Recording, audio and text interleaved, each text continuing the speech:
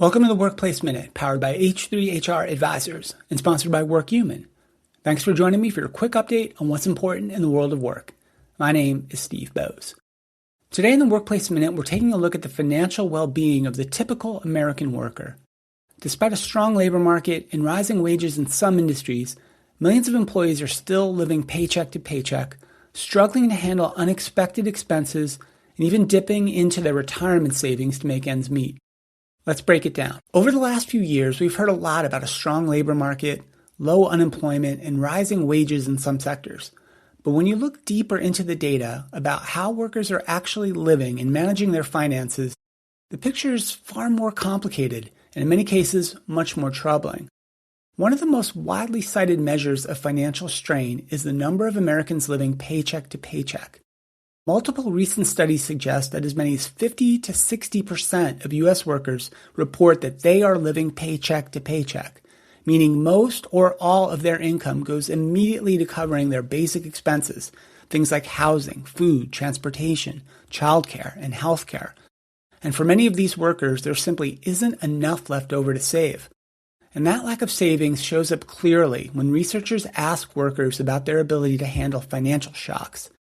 Surveys from the Bureau of Labor Statistics and the Federal Reserve and other organizations consistently find that roughly 1/3 of Americans would struggle to cover an unexpected $400 expense without borrowing money, using credit, or selling something that they own.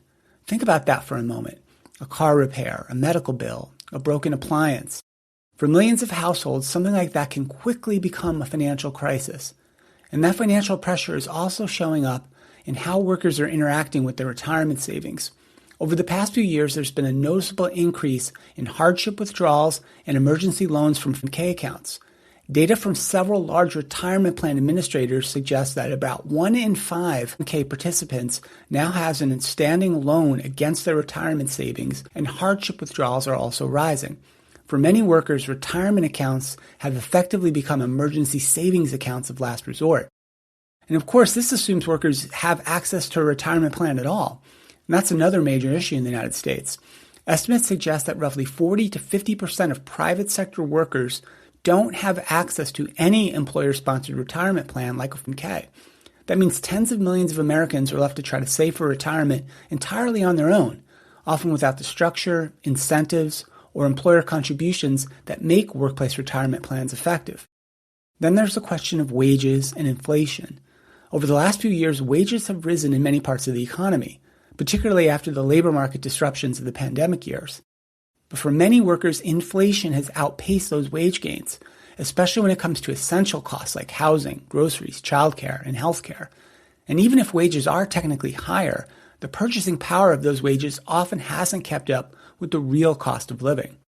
The result is that financial stress has become a major factor affecting employee well-being, productivity, and engagement. And workers who are worried about paying their bills, managing debts, or covering unexpected expenses don't leave those worries at home when they log into work or come into the office. Financial stress travels with them. And this is where employers have the opportunity, and I would argue, the responsibility to try and help. The first things employers can do is ensure every employer has access to a retirement savings plan. Programs like 401ks, simple IRAs, or other workplace retirement plans remain one of the most effective ways to help workers build long-term financial security. Even small employer contributions can make a meaningful difference over time. Second, organizations could consider offering financial wellness resources and education. This can include budgeting tools, debt management guidance, retirement planning resources, or even access to financial advisors. Many workers simply have never had access to credible financial education, and the workplace can be an effective channel for providing it. Third, employers should look seriously at emergency savings programs.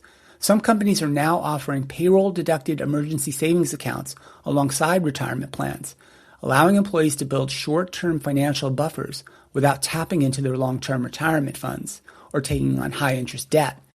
This type of benefit can help prevent the cycle of credit card debt and retirement withdrawals that so many workers experience today. And finally, organizations should continue to examine wages and compensation structures through the lens of real cost of living pressures.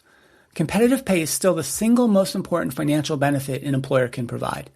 And when wages better affect the realities of the cost of housing, childcare, and everyday expenses, workers gain the breathing room they need to build financial stability. The bottom line is that financial well-being is not just a personal issue, it's increasingly a workplace issue. Employers that recognize this reality and take meaningful steps to support their employees' financial stability will not only help their workers, but also build stronger, more resilient organizations in the process. That's it for today's Workplace Minute. Thanks so much for listening, and a big thank you to WorkHuman for supporting the Workplace Minute. If you're an HR leader or a business owner, take a moment to ask yourself a simple question. Are we doing enough to support the financial well-being of the people who work here? I'm Steve Boese, and this has been the Workplace Minute from H3 Advisors.